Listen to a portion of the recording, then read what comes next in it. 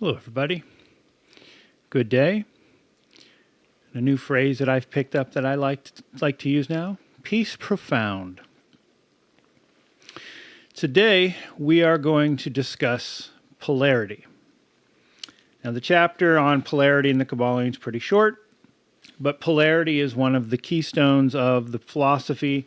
And again, these chapters leading up, all of these put together form what Hermes Trismegistus called the master key. So when you put this book together and you think about the whole thing that we've discussed from parts 1 through 9, and you come to its conclusion, you will have a very tiny fragment in your possession of wisdom that can be applied throughout your entire life, which is why it's called a master key, because that tiny nugget of wisdom will prove to be essential through your studies moving forward.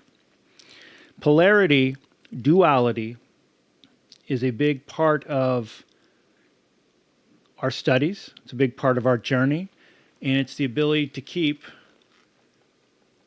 our forces in tension down the middle and balanced. So it's a very vital and important principle. It's the fourth principle. So let us begin with polarity. Everything is dual. Everything has poles.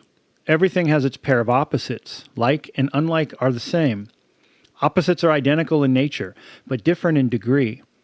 Extremes meet. All truths are but half-truths.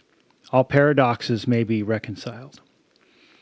The great fourth Hermetic Principle, the principle of polarity, embodies the truth that all manifested things have two sides, two aspects, two poles, a pair of opposites, with manifold degrees between the two extremes. The old paradoxes, which have ever perplexed the mind of men, are explained by an understanding of this principle. Men have always recognized something akin to this principle, and has endeavored to express it by such sayings, maxims, and aphorisms as the following: everything is and isn't at the same time. All truths are but half-truths. Every truth is half false. There are two sides to everything. There is a reverse side to every shield. Two sides of the same coin. I interjected that one myself, etc., etc. The Hermetic teachings are to the effect that the difference between things seemingly diametrically opposed to each other is merely a matter of degree. It teaches that the pairs of opposites may be reconciled, and that thesis and antithesis are identical in nature, but different in degree, and that the universal reconciliation of opposites is affected by a recognition of this principle of polarity. Think about love and hate, for instance. The teachers claim that illustrations of this principle may be had on every hand and from an examination into the real nature of anything. They begin by showing that spirit and matter are but the two poles of the same thing, the intermediate planes being merely degrees of vibration. They show that the all and the many are the same, the difference being merely a matter of degree of mental manifestation. Thus the law and laws are the two opposite poles of one thing. Likewise, principle and principles, infinite mind and finite mind. Then passing onto the physical plane, they illustrate the principle by showing that heat and cold are identical in nature, the differences being merely a matter of degrees. The thermometer shows many degrees of temperature, the lowest pole being called cold, and the highest, heat. Between these two poles are many degrees of heat or cold. Call them either, and you are equally correct. The higher of 2 degrees is always warmer, while the lower always colder.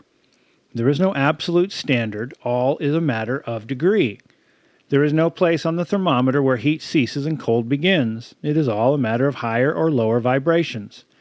The very terms high and low, which we are compelled to use, are but poles of the same thing.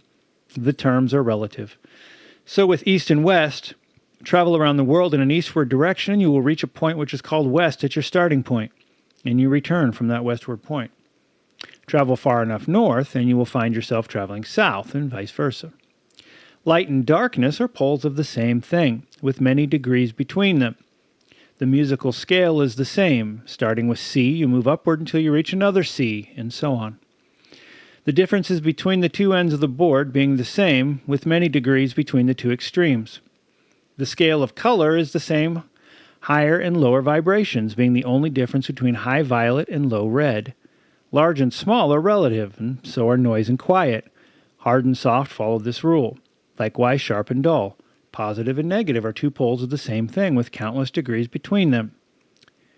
Good and bad are not absolute. We call one end of the scale good and the other bad, or one end good and the other evil, according to the use of the term. A thing is less good than the thing higher on the scale, but that less good thing in turn is more good than the thing next below it, and so on, the more or less being regulated by the position on the scale. And so it is on the mental plane. Love and hate are generally regarded as being things diametrically opposed to each other, entirely different, unreconcilable. Let's see, I just mentioned love and hate because that's a commonly used one. But we apply the principle of polarity. We find that there is no such thing as absolute love or absolute hate as distinguished from each other. The two are merely terms applied to the two poles of the same thing. Beginning at any point of the scale, we find more love or less hate as we ascend the scale, and more hate and less love as we descend. This being true no matter from what point, high or low, we may start. There are degrees of love and hate, and there is a middle point where like and dislike become so faint that it is difficult to distinguish between them. Courage and fear come under the same rule. The pairs of opposites exist everywhere. Where you find one thing, you will find its opposite, the two poles. And it is this fact that enables the Hermeticist to transmute one mental state into another along the lines of polarization. Things belonging to different classes cannot be transmuted into each other, but things of the same class may be changed, that is, may have their polarity changed. Thus love never becomes east or west, or red or violet, but it may and often does turn into hate, and likewise hate may be transformed into love by changing its polarity. Courage may be transmuted into fear, and the reverse. Hard things may be rendered soft, dull things sharp, hot becomes cold, and so on. The transmutation always being between things of the same kind of degrees. Take the case of a fearful man. By raising his mental vibrations along the line of fear, courage, he can be filled with the highest degree of courage and fearlessness. And likewise, the slothful man may change himself into an active, energetic individual simply by polarizing the lines of the desired quality. The student who is familiar with the process by which the various schools of mental science produce changes in the mental states of those following their teachings may not readily understand the principle underlying many of these changes. When, however, the principle of polarity is once grasped, and it is seen that the mental changes are occasioned by a change of polarity, a sliding along the same scale, the hatter is readily understood. The change is not in the nature of a transmutation of one thing into another thing entirely different, but it is merely a change of degree in the same things, a vastly important difference. For instance, borrowing an analogy from the physical plane, it is impossible to change heat into sharpness, loudness, highness, etc., but heat may readily be transmuted into cold simply by lowering its vibration. In the same way, hate and love are mutually transmutable, as are fear and courage. But fear cannot be transformed into love, nor can courage be transmuted into hate. The mental states belong to innumerable classes, each class of which has its opposite pole, along which transmutations is possible. The student will readily recognize that in the mental states, as well as in the phenomena of the physical plane, that these poles may be classified as positive and negative, respectively. Thus, love is positive to hate, courage to fear, activity to non-activity, and so on. And it will also be noticed that even to those unfamiliar with the principle of vibration, the positive pole seems to be of a higher degree than the negative, and readily dominates it. The tendency of nature is in the direction of the dominant activity of the positive pole. In addition to the changing of the poles of one's own mental states by the operation of the art of polarization, the phenomena of mental influence in its manifold phases shows us that the principle may be extended so as to embrace the phenomena of the influence of one mind over that of another, of which so much has been written and taught of later years. When it is understood that mental induction is possible, that is, that mental states may be produced by induction from others, that we can readily see how a certain rate of vibration or polarization of a certain mental state may be communicated to another person, and his polarity in that class of mental states thus changed. It is along this principle that the results of many of the mental treatments are obtained. For instance, a person is blue, melancholy, and full of fear. A mental scientist bringing his own mind up to the desired vibration by his trained will, and thus obtaining the desired polarization in his own case, then produces a similar mental state in the other by induction.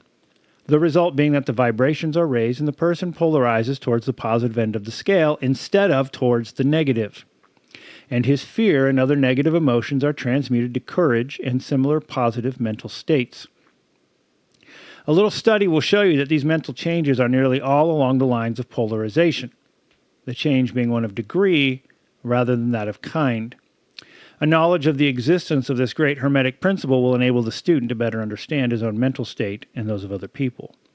He will see that these states are all matters of degree, and seeing thus, he will be able to raise or lower the vibration at will, to change his mental pole, and thus be master of his mental state, instead of being their servant and slave.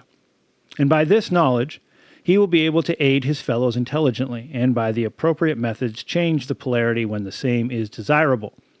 We advise all students to familiarize themselves with this principle of polarity, for a correct understanding of the same will throw light on many difficult subjects. And that again, my friends, is the fourth great Hermetic principle. Now, polarity. In Freemasonry and in other mystics, in fact, at the beginning of this channel, I had mentioned pillars. I need a drink. Excuse me for a moment. It's getting warm in the desert. I mentioned pillars way back when, because pillars are a great way, in my mind, and are often used in many illustrations to illustrate the deep concept of this principle. Okay, in the mystic workings, we follow the three pillars. In Freemasonry, we have the three pillars. In other schools, we have three pillars. I've been a part of many, but there's always three pillars. And really what those represent, and they have different names. And I'm not revealing anything secret or special. You can look this up for yourself. You will have on this side, as you're looking at me, the left pillar. This is the feminine pillar. And in the feminine pillar, it has many different names. One of them I call severity. You can also call it strength. They kind of reverse, right? The feminine and all of the Sephiroth that embody the feminine pillar have the masculine traits to them. And on the opposite side, you have the masculine pillar, which is populated with the feminine traits. Those two things, masculine and feminine, are opposite of each other. They are one example. They're a natural example of the duality pole, and both of those things pull away from each other because the feminine side, right? The feminine side is really strong at certain things and not so strong at others, and the masculine side is really strong at some things and not so strong at others, and they pull apart. And while they're pulling, what that does, if you do this and you're pulling apart, right, you're going to get that tension down the middle pillar. You're going to get that tension. That tension is what causes balance. Think of it like a net. If you have a net laid out, actually, because I had to clean up a mess, I have a paper towel. Okay, so if my paper towel is loose, or the right side is stronger than the left side, I'm going to tear the paper towel or the net. You know, it's loose. I wouldn't be able to walk across this, but if you put proper tension on both sides and pull, now you can see that its shape is stronger, and you can walk across the net. One of the things in a Freemasonic lodge that is represented by this is the black and white tiled floor, representing polarity. Polarity as the Hermetic principle. Polarity is very important. Another thing I'd like to point out, you can't have one without the other to create that middle balance. So you can't prefer one over the other. If you prefer one over the other, you're in a state of imbalance. And if you're in a state of imbalance, like we just showed, that net gets kind of wobbly and you kind of fall through it, and it's kind of not good. You want that balance. So too between positive and negative. We are taught and conditioned that we want to shun the negative. We want to shun the darkness as it's bad. We want to shun the bad. But you can't have light without dark. You need both. You need that balance between the both. There are times where you have to go into the darkness. There are times where life will put you into the darkness. And you have to find your way back to the light. And instead of being afraid of the darkness, you must become the darkness so that you can master it and move out into your balance. Same with light. Too much light is not good for you. Too much positivity is not good for you. You become complacent. You become weak when you're not challenged by the negative. So it's important when you're talking about polarities to recognize the importance of balance between those two things and the balanced walk that you're going to create in your life that you need to think about on a regular basis. You want to strive to walk, to be in that middle. And the rest of the text is very important as well. To be a master of your mind, to be able to raise and lower your state, your mental state, because people will pick up on that around you.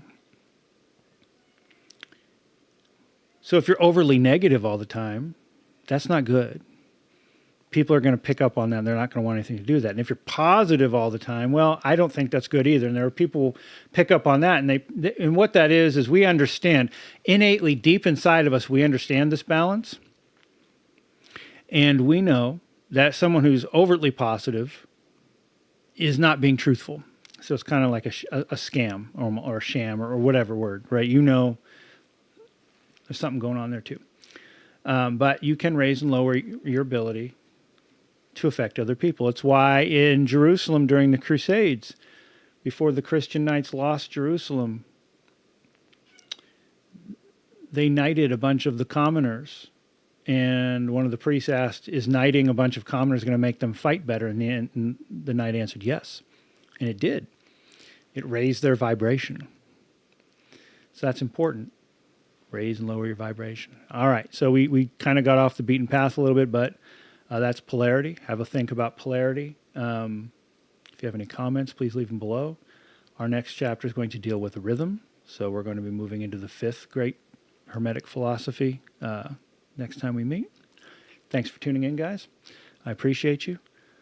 Until next time, be safe, and we'll talk to you soon.